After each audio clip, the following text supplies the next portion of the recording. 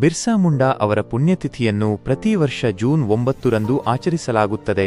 ಅವರು 1900ರ ಜೂನ್ 9ರಂದು ರಾಂಚಿ ಜೈಲಿನಲ್ಲಿ ನಿಧನರಾದರು. ಅವರು ಭಾರತದ ಸ್ವಾತಂತ್ರ್ಯ ಹೋರಾಟದಲ್ಲಿ ಪ್ರಮುಖ ಪಾತ್ರ ವಹಿಸಿದ ಬುಡಕಟ್ಟು ಜನಾಂಗದ ನಾಯಕ ಮತ್ತು ಸಮಾಜ ಸುಧಾರಕರಾಗಿದ್ದರು. ಅವರ ಜನ್ಮದಿನವಾದ ನವೆಂಬರ್ 15 ಅನ್ನು ಬುಡಕಟ್ಟು ಹೆಮ್ಮೆಯ ದಿನ, ಜನಜಾತಿಯ ಗೌರವ್ ದಿವಸ್ ಎಂದು ಆಚರಿಸಲಾಗುತ್ತದೆ. ಬಿರ್ಸಾ ಮುಂಡಾ ಅವರು ಭಾರತದ ಸ್ವಾತಂತ್ರ್ಯ ಹೋರಾಟದಲ್ಲಿ ಪ್ರಮುಖ ಪಾತ್ರ ವಹಿಸಿದ ಒಬ್ಬ ಶ್ರೇಷ್ಠ ಬುಡಕಟ್ಟು ನಾಯಕ ಮತ್ತು ಜಾನಪದ ವೀರ. ಅವರನ್ನು ಧರ್ತಿ ಅಬ್ಬಾ, ಭೂಮಿಯ ತಂದೆ ಎಂದು ಕರೆಯಲಾಗುತ್ತದೆ. ಜನನ ಮತ್ತು ಬಾಲ್ಯ: ಬಿರ್ಸಾ ಮುಂಡಾ ಅವರು ನವೆಂಬರ್ 15, 1875ರಂದು ಈಗಿನ ಜಾರ್ಖಂಡ್ ರಾಜ್ಯದ ರಾಂಚಿ ಜಿಲ್ಲೆಯ ಪ್ರಸ್ತುತ ಖುಂಟಿ ಜಿಲ್ಲೆ ಉಲಿಹಾತು ಎಂಬ ಗ್ರಾಮದಲ್ಲಿ ಜನಿಸಿದರು. ಅವರು ಮುಂಡಾ ಬುಡಕಟ್ಟು ಸಮುದಾಯಕ್ಕೆ ಸೇರಿದವರು. ಅವರ ಬಾಲ್ಯವು ಬಡತನದಲ್ಲಿ ಕಳೆಯಿತು. ಅವರು ಮಿಷನರಿ ಶಾಲೆಗಳಲ್ಲಿ ಶಿಕ್ಷಣ ಪಡೆದರು, ಆದರೆ ಬ್ರಿಟಿಷರು ಮತ್ತು ಮಿಷನರಿಗಳ ನಿಜವಾದ ಉದ್ದೇಶಗಳನ್ನು ಅರಿತು ನಂತರ ಶಾಲೆ ತೊರೆದರು.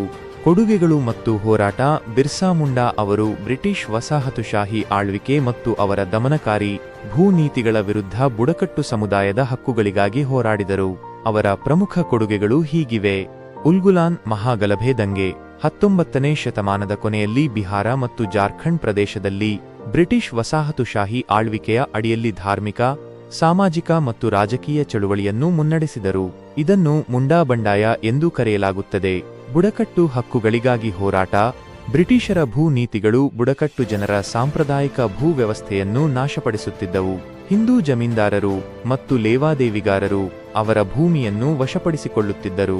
ಇದರ ವಿರುದ್ಧ ಬಿರ್ಸಾ ಮುಂಡಾ ತೀವ್ರವಾಗಿ ಹೋರಾಡಿದರು.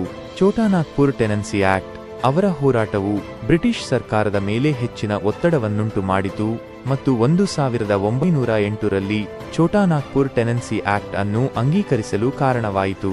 ಈ ಕಾಯ್ದೆಯು ಬುಡಕಟ್ಟು ಜನರಿಂದ ಬುಡಕಟ್ಟು ಜನಾಂಗದವರಲ್ಲದವರಿಗೆ ಭೂಮಿಯನ್ನು ಹಸ್ತಾಂತರಿಸುವುದನ್ನು ನಿಷೇಧಿಸಿತು. ಸಾಮಾಜಿಕ ಸುಧಾರಣೆ: ಬಿರ್ಸಾ ಮುಂಡಾ ಬುಡಕಟ್ಟು ಸಮಾಜವನ್ನು ಸುಧಾರಿಸಲು ಬಯಸಿದರು.